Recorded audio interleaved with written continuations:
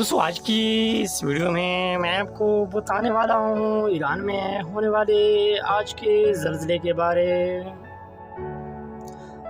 दोस्तों आज ही ईरान में ज़लज़ला हुआ है जिसमें एक ख़बरसां इदारे के मुताबिक आज ही ईरान के कुछ इलाकों में ज़लज़ले के झटके महसूस किए गए।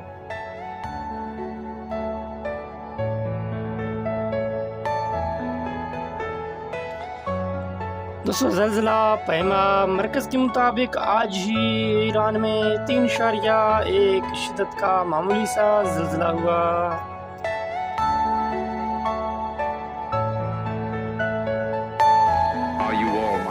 तो आखिर में आपसे एक छोटी सी गुजारिश है कि मेरे चैनल को सब्सक्राइब ज़रूर करें।